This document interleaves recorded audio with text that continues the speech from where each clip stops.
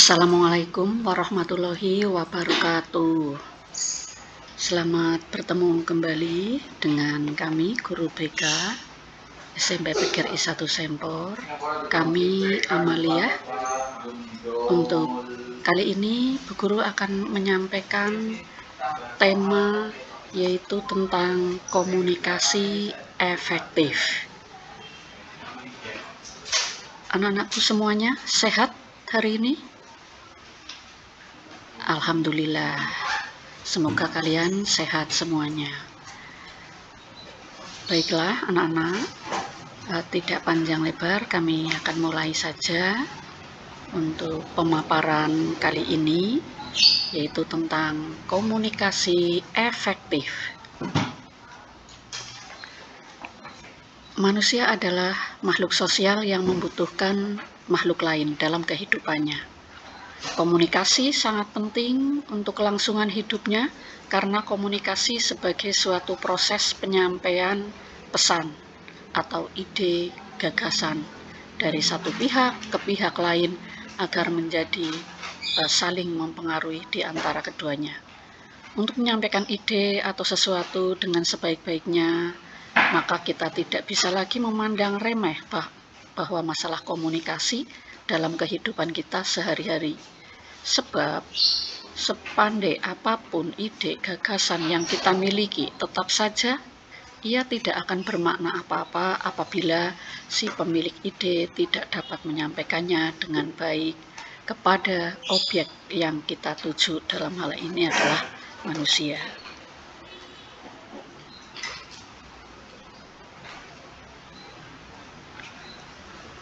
Selanjutnya,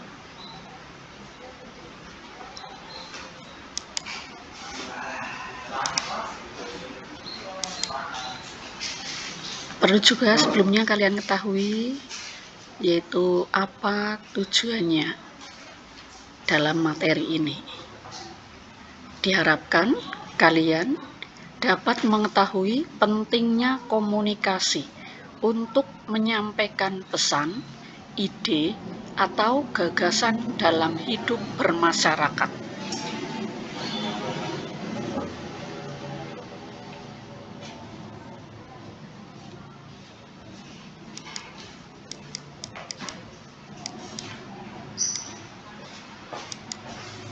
Selanjutnya, hal yang perlu kalian ketahui, apa itu pengertiannya komunikasi. Kalian harus paham bahwa komunikasi ini adalah proses penyampaian pesan dari komunikator kepada komunikan untuk mencapai tujuan tertentu.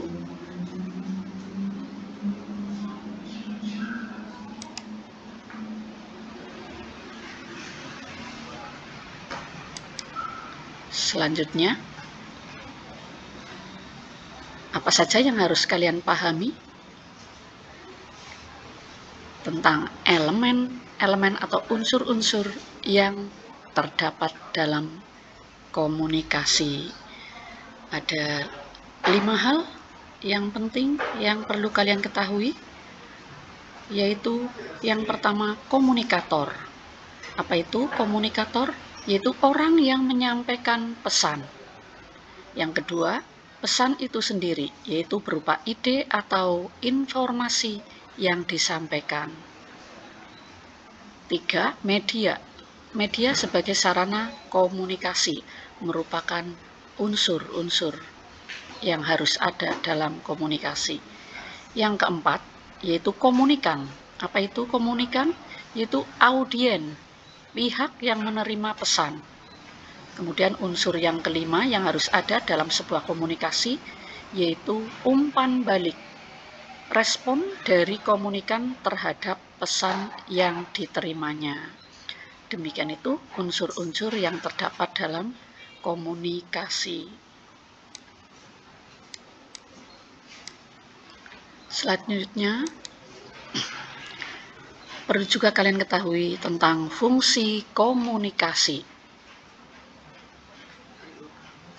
Apa saja fungsi komunikasi? Yang pertama, membangun konsep diri. Yang kedua, berfungsi untuk eksistensi diri. Yang ketiga, untuk kelangsungan hidup. Yang keempat, memperoleh kebahagiaan. Yang kelima, terhindar dari tekanan dan ketegangan. Itu ada 5 fungsi komunikasi.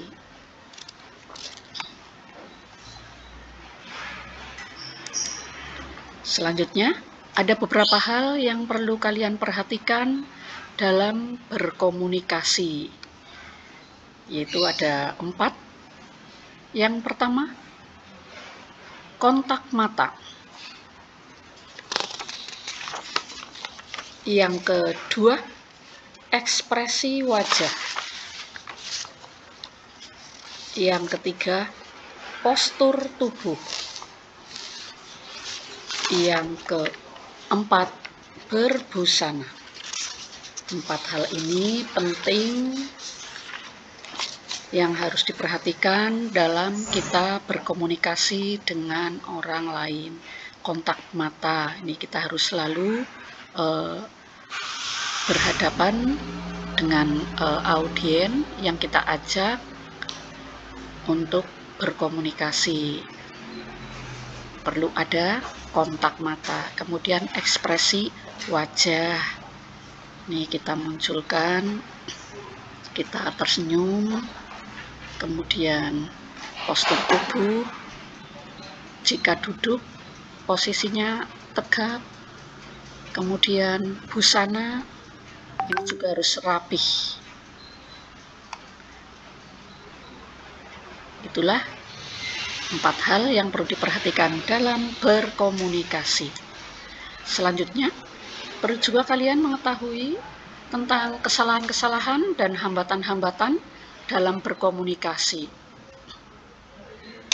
Kesalahan dan hambatan ini bisa muncul dari pihak pengirim pesan ataupun bisa dari pihak penerima pesan. Kesalahan dan hambatan dalam berkomunikasi dari pihak pengirim pesan, yaitu 1, berbicara terlalu cepat. Yang kedua, dalam satu pesan terdapat banyak gagasan yang kadang-kadang tidak berhubungan sama sekali. Yang ketiga, pernyataan yang terlalu pendek sehingga sulit dipahami. Yang keempat, pesan yang disampaikan tidak sesuai dengan sudut pandang si penerima pesan. Yang kelima, kemampuan berbahasa yang kurang baik. Kemudian kesalahan dan hambatan dalam berkomunikasi dari pihak penerima pesan. Ini antara lain, yaitu yang pertama, tidak memperhatikan pesan yang disampaikan oleh pengirim pesan. Sehingga kadang-kadang pesannya yang diterima bisa terdapat kekeliruan, kesalahan. Yang kedua, sudah merumuskan jawaban sebelum mendengar semua pesan yang hendak disampaikan oleh pengirim pesan.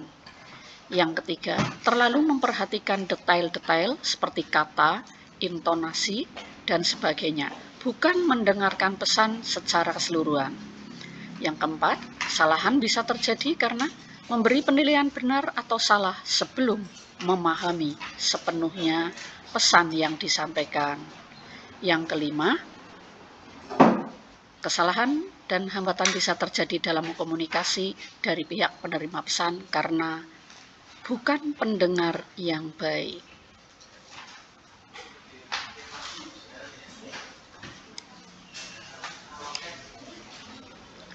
Itulah kesalahan dan hambatan dalam berkomunikasi. Selanjutnya, perlu juga kalian mengetahui apa saja tips membangun komunikasi yang efektif. Baiklah, yang pertama, tipsnya, gunakan kalimat seefektif mungkin. Yang kedua, jangan mengungkapkan pengulangan ide atau pokok bahasan. Yang ketiga, jangan berbicara terlalu lambat. Yang keempat, hindari gumaman yang terlalu sering. Biasanya seseorang kadang-kadang kalau sedang berbicara sambil bergumam, misalnya seperti itu, suara seperti itu. Nah, kita hindari sedapat mungkin, jangan terlalu sering. Kemudian hindari humor yang tidak perlu. Selanjutnya yang harus kalian pahami, bagaimana menjadi pembicara yang baik. Ada beberapa hal yang harus kalian ketahui. Yang pertama, berhenti dan berpikir sebelum kamu mulai bicara. Yang kedua, katakan apa yang kamu maksudkan dan yakini apa yang kamu katakan. Yang ketiga, hati-hati terhadap bahasa yang kamu pakai. Yang keempat, gunakan pesan aku untuk menyampaikan keinginan, kebutuhan, dan perasaanmu. Yang berikutnya, kelima, kalau kamu merasa maksudmu tidak tertangkap dengan baik, cobalah untuk mengulangi apa yang kamu maksudkan dengan kata-kata sederhana dan suara yang lebih lembut. Kemudian, yang keenam, periksalah nada bicaramu. 7. Cobalah untuk melihat situasi dari sudut pandang orang lain. Yang terakhir, buatlah daftar perasaan. Kemudian, ada hal lagi yang perlu kalian harus ketahui, yaitu bagaimana menjadi pendengar yang aktif. Yaitu yang pertama, lakukan dan pertahankan kontak mata.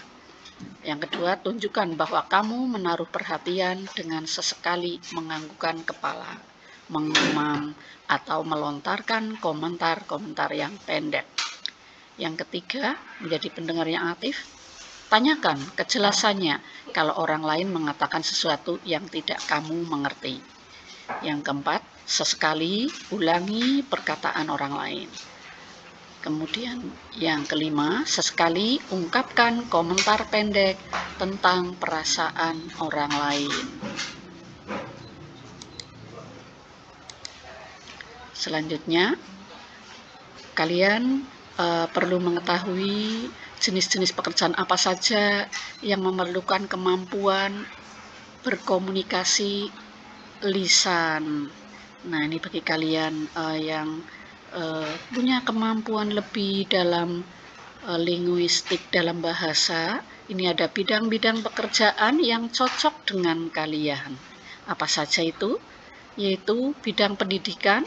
Ini kalian bisa jadi guru, dosen, mentor, tutor, instruktur, atau widya iswara. Dalam bidang hukum, kalian bisa bekerja menjadi pengacara, hakim, atau jaksa. Di bidang seni, ini kalian bisa menjadi seorang seniman, penyanyi, maupun pembaca puisi. Kemudian dalang, pelawak, ini bidang penerangan dan broadcasting.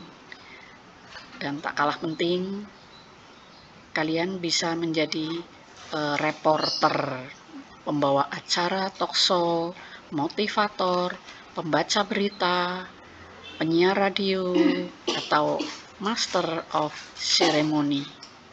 Itulah pekerjaan-pekerjaan yang bisa kalian tekuni jika kalian memiliki kemampuan berkomunikasi dengan baik. Oke.